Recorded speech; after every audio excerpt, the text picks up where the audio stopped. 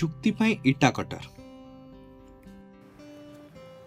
एठारे श्रमिक भूल भाव इटा काटुछन्ति प्रशिक्षक एहाको उन्नत कराउछन्ति।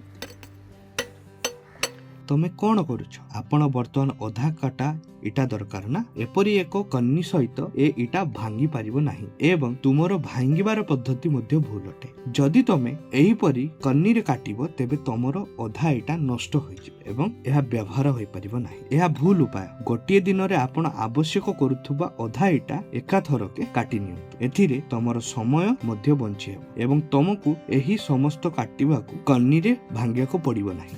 एक जंत्र सहित किपरि इटा काटा हेबो मु आपनकु कहिबी। वर्तमान जंत्र सहित इटा काटिया पाई शिक्षक श्रमिक को देखाउछन्ति। जेतेबेले तुमे कन्नी सहित इटा काटुथलो तुमे सेतेबेले भूल काटुथलो।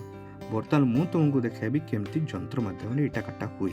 जदि तमर अधा इटा दरकार तो तुमको चौक रे इटारे मार्क करिया पाई पड़िबो।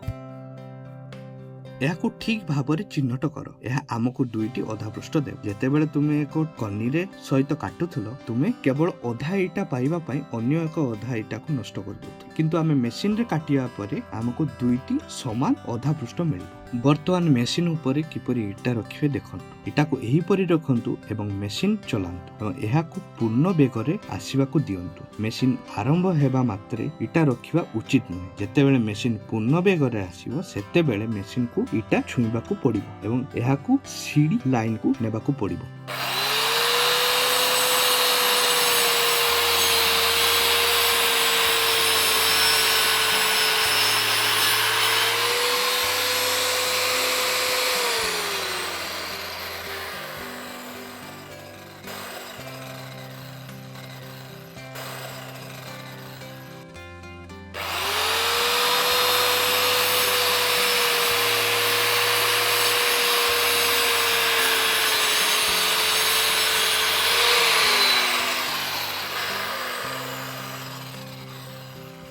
देखो मेशिन रु आमको दुईटी अधा पृष्ठ इटा मिलिला। एथिरे आमको कोनोसी क्षति हैला कि ना? हाँ आस एबे तुमे याकू करो। एई इटा को नियो एवं एहाकू सठिक मार्क करो।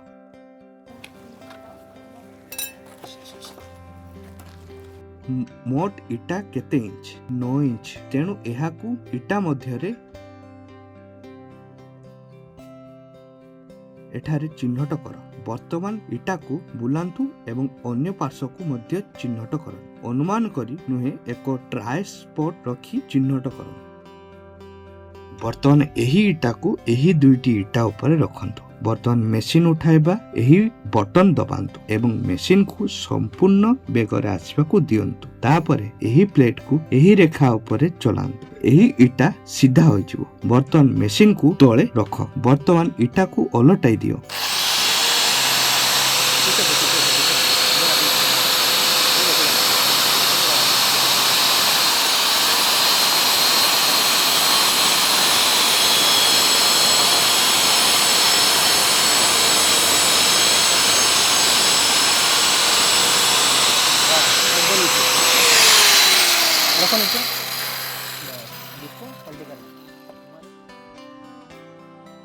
पुनर्बार एही प्लेट को लाइन रे रख। यह सीधा रख। काट।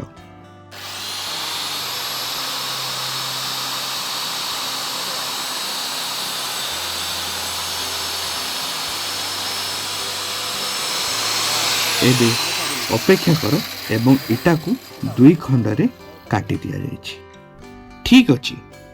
एथिरे इटा नष्ट हैला नाही एवं आमर गोटिए इटा ठारू दुईटी इटा पाइलु।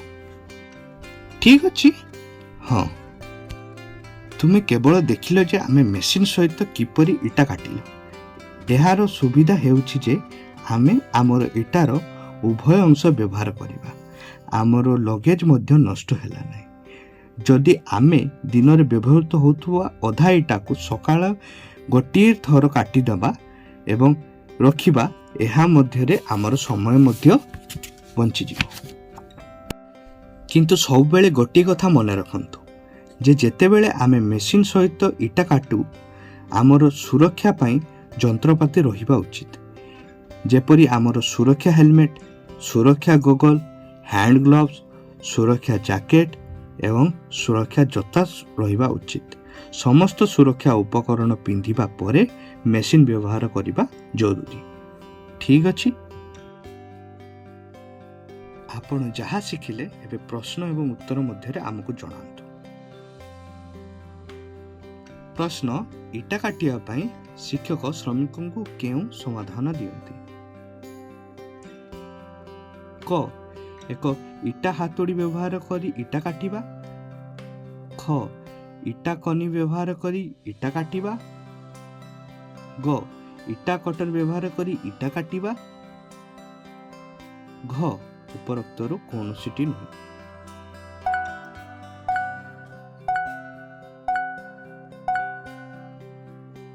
ସଠିକ ଉତ୍ତର ହେଉଛି ଗ।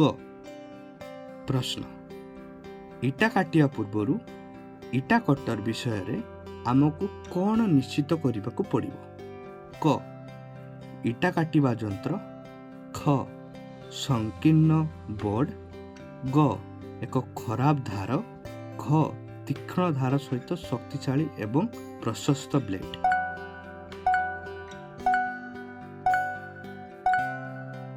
ସଠିକ ଉତ୍ତର ଘ।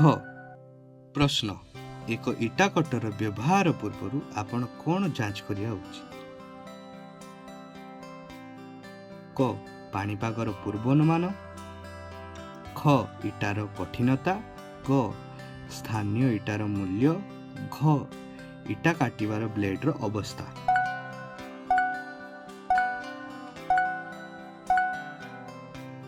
ଉତ୍ତର ହେଉଛି ଘ।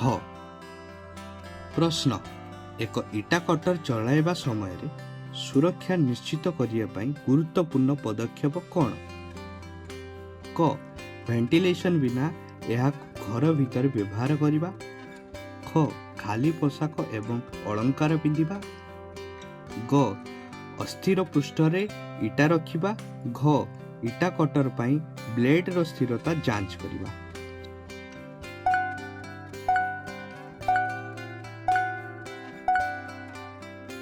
ସଠିକ ଉତ୍ତର ହେଉଛି ଘ। ପ୍ରଶ୍ନ, ଇଟା କାଟିବାର ପୂର୍ବରୁ ଇଟା କଟର ଯାଞ୍ଚ ନ କରିବାର ସମ୍ଭାବ୍ୟ ପରିମାଣ କ'ଣ ହେବ? କ, କାଟିବା ଦକ୍ଷତା ହ୍ରାସ। ଖ, ଦୀର୍ଘ ଜୀବନ ପାଇଁ ଉନ୍ନତ ବ୍ଲେଡ୍। ଗ, ବ୍ୟକ୍ତିଗତ ଆଘାତ କିମ୍ବା ଯନ୍ତ୍ରପାତିର କ୍ଷତି। ଘ, ଇଟାର ଗୁଣରେ ଉନ୍ନତି ଆଣିବା।